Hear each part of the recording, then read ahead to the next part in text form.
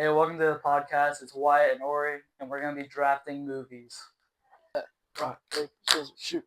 Rock, paper, scissors, shoot. Rock, paper, scissors, shoot. Darn it. Okay. So, do we go from 5 to 1 or 1 to 5? 1 to 5. 1 to 5. Okay. So, first pick for top 5 movies of all time. For number 1, I have Star Wars: A New Hope.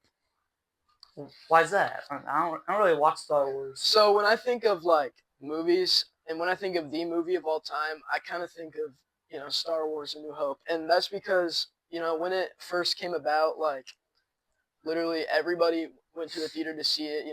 Everybody was going crazy for it, and it just stemmed the whole franchise. It was the first Star Wars movie ever. So Yeah. I mean, I haven't seen that one, but I've seen the one where he becomes Darth Vader. Yeah, that would be the one. That'd be a prequel. But Yeah. when I think of the movie, like it basically shaped the culture for movies as a whole because people really didn't like look forward and hype up movies before that. Yeah, that's true. Anyways, my first pick has to be Interstellar. Oh, that's a good one. That's literally one of the best movies ever. I didn't see it till like not that long ago, but like it's literally such a good movie. Like I could watch it over and over again and not be bored. It has a good storyline. Christopher Nolan's an awesome director. And it keeps you like confused the whole time, and then it all comes together at the end. So that's solid, yeah. Well, you stole one of mine, so I have to use one of my backups. That's good. Anyway, number 2 on my draft is Dark Knight. Now, when I think of superhero movies, I think of Dark Knight. I think it's the superhero movie. I feel like everybody's seen it, and it's just a top movie ever. Yeah, I've seen it a few times, but it's not like up there for me. I think of Marvel movies when I think of superhero. Yeah. Anyways, my next pick is The Hangover. Oh, that's a good one. That movie is literally the best comedy movie of all time. I watched it like 3 times last week. It's heat. I'd agree with that. Yeah. I love it. I can see that. Yeah. Okay. Number 3 on my draft list is Home Alone. Now, I was gonna say that. Yes. Well, okay. So I mean, like every single Christmas, I mean everybody's seen this movie. It's been everywhere. It's been referenced in like a bunch of other movies, and I just feel like it's a Christmas tradition to just watch this movie. And I agree. It had a bunch of other not so good sequels to it, but we like to ignore those and just think about the first one. The first one, Kevin McAllister. There he is. I mean, that's my favorite Christmas movie of all time. It's been my favorite for a while. So, yeah, a lot of people would agree with that, yeah. Anyways, my next pick, kind of a hot take here, but it's Wolf of Wall Street. The reason I picked that one is because I don't know what it is, but it makes me want to like scam people and then be in the stock market and just scam people. Does it make you want to do the other stuff in the movie? Oh no, it just makes me want to get rich off scamming people. So that's the main reason why I like it. Yeah, I didn't really like it that much, but I feel like the characters were very well written. I love it. Connect with them a lot.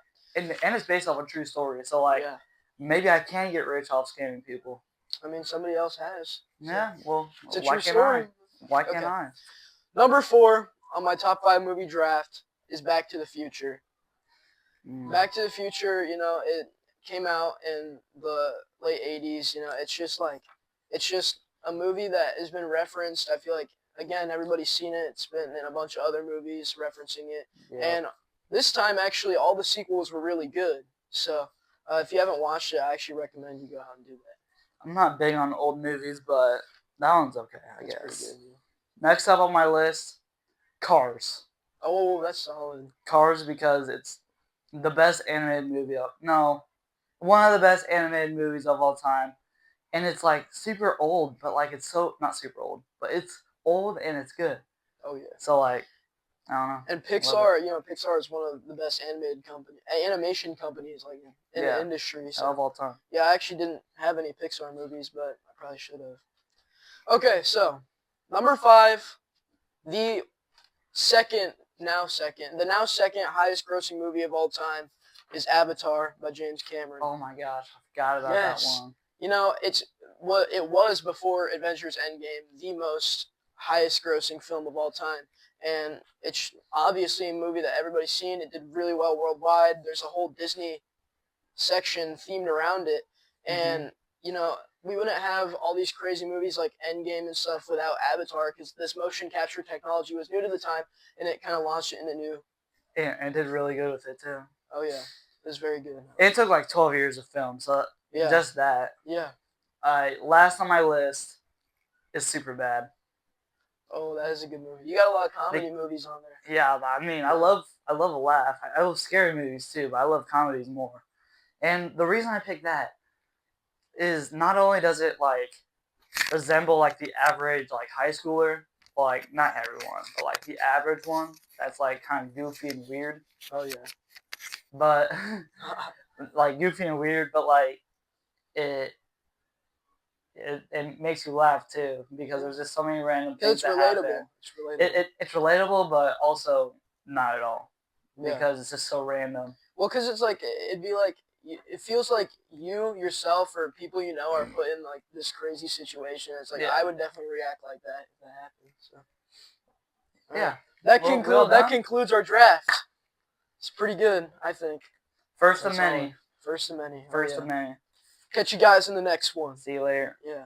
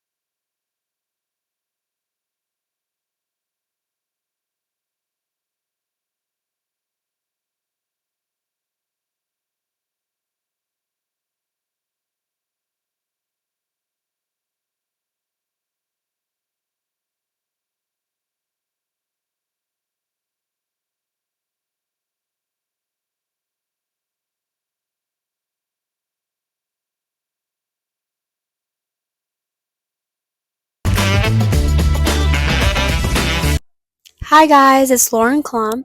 And it's Caitlin Life, and today we're going to be discussing what life is like after your high school sport is over.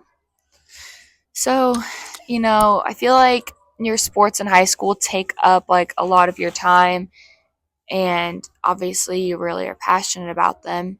So like once it's over, like I know for me, I get really sad.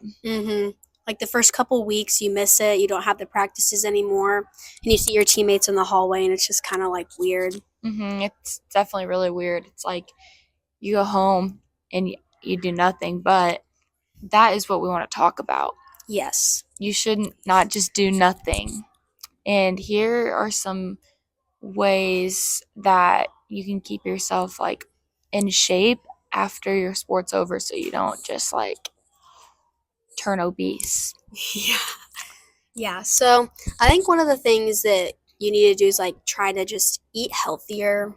I mean, since you're not moving your body around as much, like just make sure you're eating right, I guess. I mean, you should be even like during your sport, but that's just like an obvious but good tip, I don't guess. just like after your sport be like, oh, my sport's done, I can eat whatever I want, because it's gonna catch up to you and it won't be healthy. No. Also, just like getting some cardio in. I know I like to walk on the treadmill and just like lift. It just helps me feel better about myself. Like going to the gym, walking, just like still moving your body around. And not just going, like, I don't like to just go sit in my bed. Like, sometimes I just love laying around. But then sometimes I feel like I just get really, like, depressed if I just only sit in my bed and do nothing. Yeah, I agree with you. Like, it's better for your mind to, like, stay active and everything. What do you like to do without cheer, Lauren? I go home, and just, do things around the house like laundry and stuff. And then I normally go to the gym like around nighttime. And, and sometimes I think I haven't done this yet, but I still want to continue tumbling. I know we talked about that, but like still tumble and like try to stay in shape like for what we used to do. But like, I think just like going to the gym is what I kind of do to stay active, I guess. Yeah, now that we don't have sports and stuff really on the weekends, I work a lot more because sometimes, like, when the weekends are the only thing I have, I don't really want to work. Work is the last thing I want to do, but I'm happy to be back working so I can get money. Mm-hmm. No, I agree. Because a lot of those sports, like, take up the weekends, especially for what we did with cheer. So now that that's free, you have more freedom, but you should, like, put that to use. Yeah. On the weekends, I think I'm going to start going on vacations too more. Yeah. Clear my mind at the beach. Mm-hmm. What do you normally do on the weekends?